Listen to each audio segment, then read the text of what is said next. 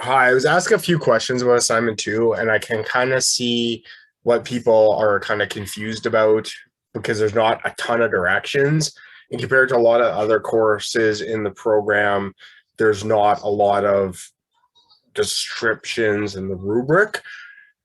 This is kind of what the course was for us, like for you as a student, me for the instructor. So like there definitely is a room for improvement. I do apologize. Usually I'm a little bit further ahead and making videos and descriptions and stuff if you've had classes with me before, but last month has been kind of unpleasant. So I'll just summarize really quickly is so how I would do it if I was a student. I guess I'm the one marking it.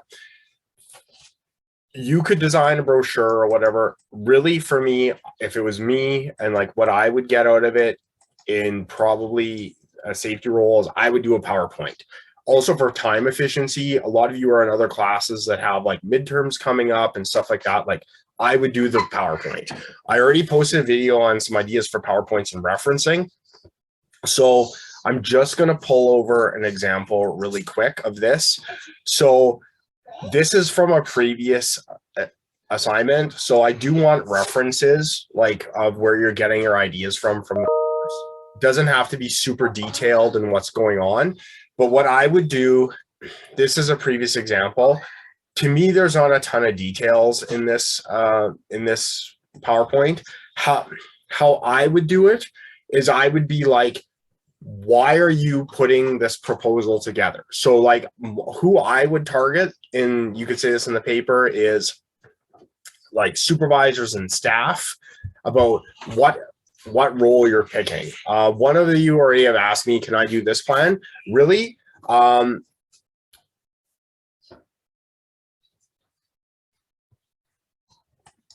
Pick something from the course and then do the P6 model, right? Like that's what I would do is, so where is the P6 model?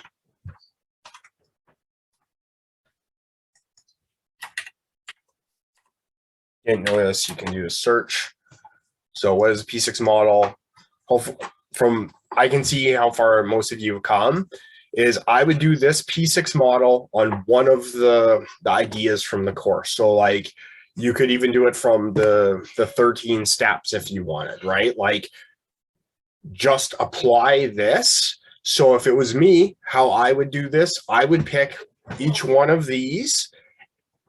This be one slide or two slides each and describe how you're going to roll it out. Like I'll just start. So what's the policy you're initiating? So if you're going to do the 13 steps that you did for the questions, this is how you're going to write, like you're going to write a policy, you're going to write a procedure, the planning, so who you're going to talk to, what training is required, when is the training rollout going to be occur, what are you going to put up posters, are you going to send out an email about this training that, you know what I mean? Like, so people aren't like, what training? And like kind of, and quite honestly, if it's outside of people's normal duties, it usually takes a bunch of reminders for it to occur. Prevention, actions taken to prevent the occurrence, like, right? So this is actually the program, probably the process, and then persistence, or like the reevaluation of the program. So like persistence is also like, yeah, like that would be to me like the evaluation of the program. So like if the company or your organization, I know some of you work for the government, and that is if you implement a bunch of things and it didn't work, then figure out why it didn't work or like why there wasn't buy-in. And it's like, well, no one at this company has like problems with drugs and alcohol. Well, that might be a reason why your drug and alcohol program failed, right? But I mean, that should have been probably figured out in the planning discussion. Like if people are like, that's not really an issue at our company, then why did we carry on, right? So that's how I would do the PowerPoint, is I would schedule it of like, have an introduction of like which program you selected, why you selected the program, what's your short-term goal, what's your long-term goal by implementing this program, and then I would do 2 slides each for each one of these things describing about what you're doing. That's how I would do the PowerPoint. Now, some of you might have totally different ideas, and that is fine. I mean, some of you have wow me. I'm like, I wouldn't have thought of doing it that way. But for like time's sake, kind of we're running towards the end of the course, and I know things, some of you had COVID like I did and stuff, or you have it in your house, so I am quite I'm kind of doing this different than I normally would because of understanding there's the world right now isn't exactly normal. So that's how I would do it. It's asking for 10 slides. I think you probably can't really do a great job in 10 slides. I think it's going to be more like 20 slides. So, yeah, so that's the P6 model. Like I said, two slides per this, introductory, conclusion slide, explanation why you want to implement this, whatever one you picked is how I would do it. So please reference. So if you're using ideas from like obviously a paper, just put a bracket and say where you got it from. Okay. And then again, there's another video where I talk about how to make PowerPoints, and I also talk about how to do referencing in PowerPoints. Sorry for. Some people think you have an attitude problem.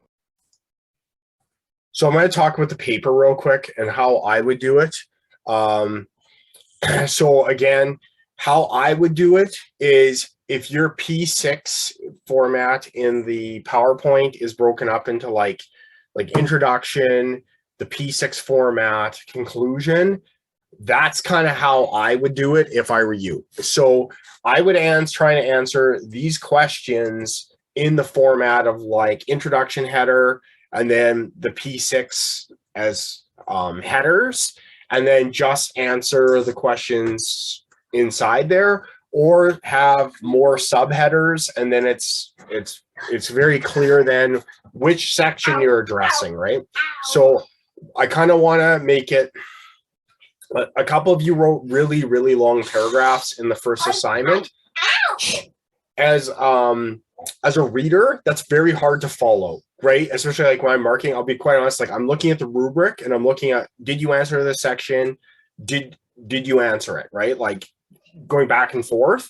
And if your thing is like very long paragraphs, you might be answering that, but it's hard for the reader. And imagine like your reader is reading like 50 proposals that day, and yours is the hardest one to pull the information out of. It's not great. So like that's from a career standpoint, like that's why it's good to kind of have like subsections that are very concise. The other thing I would say with reports, as a by and large, is do you need to edit your report to be concise? So like some people are like, well, it's hard to write a report and have all the facts in there. It's like, that's true. So go through your report and remove every single word that is not required, like fluff or anything that's not required. Remove that to add actually facts that support why you want to implement this plan.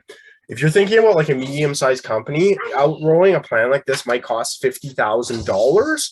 So if somebody wants to like roll out a plan, they're going to be pretty good proof that this is a good idea for this company. And when it rolls out, it's actually going to save money. And kind of the ballpark, like I worked for an accountant.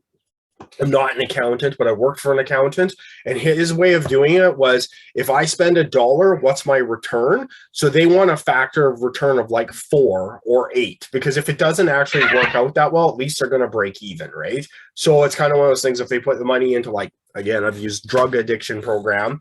So if you put $1 in a drug addiction program and it reduces the cost by a factor of 5, if that program doesn't really work, you'll probably still break even on the program. So there's things like that you have to kind of consider when writing a report, right? Like the person you're writing a report for might just only care about the money side of it and what's the return on investment. So to make a valid argument, you always want to be like concise and adding information that actually is relevant to the case.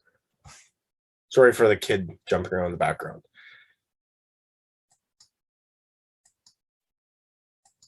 Don't waste your time.